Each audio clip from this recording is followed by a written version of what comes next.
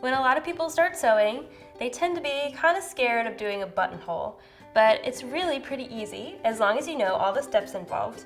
I'm going to show you how to do a one-step buttonhole on the Singer SEWMATE 5400. I have a piece of really nice wool here that's going to mimic a coat or another similar garment. So it's actually a double layer and it has interfacing inside, just like a placket or another similar structured type garment would have on the inside. So the first thing I need to do is mark where I'm going to put my buttonhole. So to do that, I'm going to use the actual button that I'll be putting on my finished garment and put it right where I want it to go. I'm going to draw a line on one side.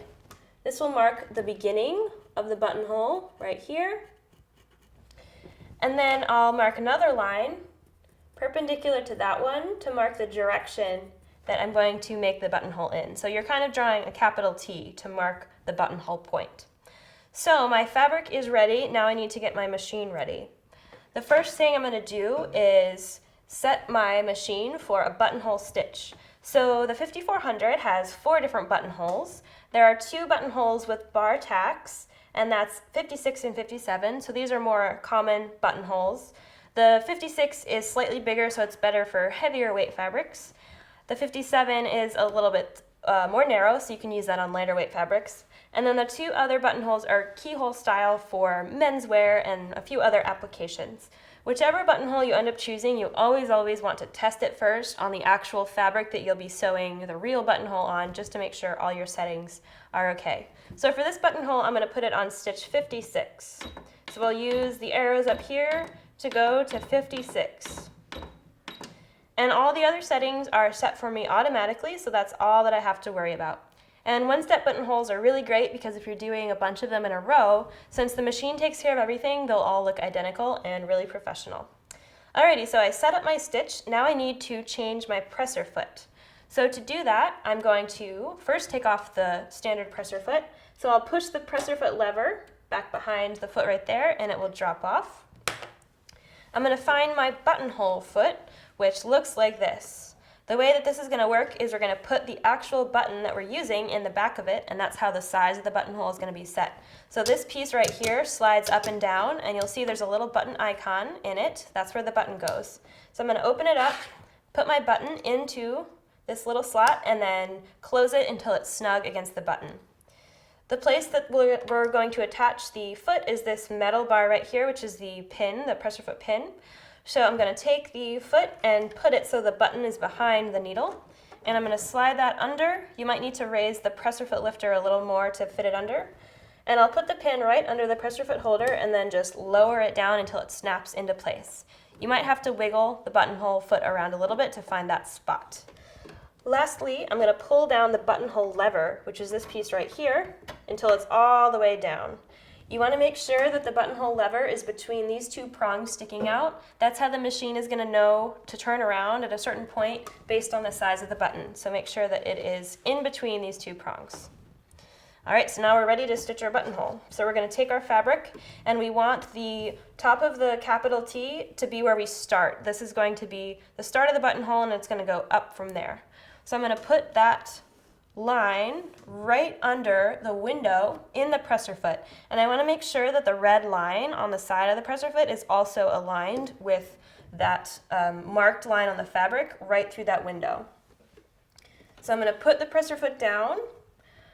I want the other line, the perpendicular line, to be centered in the foot, so centered in the window. So the line going side to side is visible in the window, and the other line is going straight up and down the center of the foot. Once we get all set up, we are going to push the pedal and sew.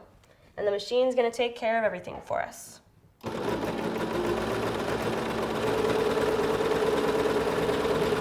As you sew, you just want to gently guide the fabric and make sure that it doesn't get caught up on anything, and just make sure that everything's going smoothly.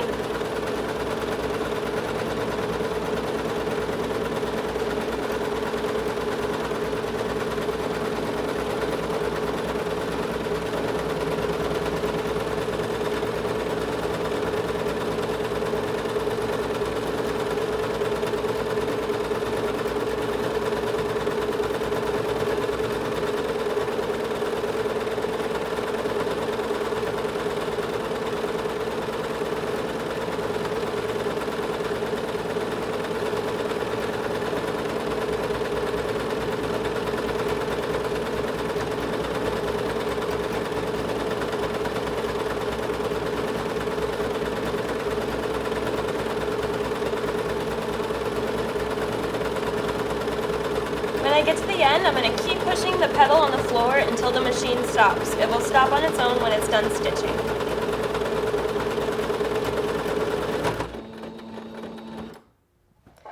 I will lift the presser foot. We're going to pull out our buttonhole and cut our threads. And that is a very nice looking buttonhole. At this point, I would take a hand sewing needle, thread both upper threads to the back of the fabric, tie them off, and then trim the tails. So the very last thing we have to do is open up the buttonhole so we can actually put a button through it. To do that, I'm going to take 2 straight pins and put one at each end. This is because we're about to cut through the fabric, and we want to make sure we don't accidentally cut our buttonhole that we just spent time doing. So the pin is going to protect the threads and keep us from cutting through them. Now you can take your seam ripper, which came with your machine, and we're going to go down right in the center of the buttonhole through all of the layers, and we're just going to slice through the fabric up to one end to that pin, and then we'll turn it around and we will slice through the other side up to the pin, and we'll take our pins out and our buttonhole is ready for a button.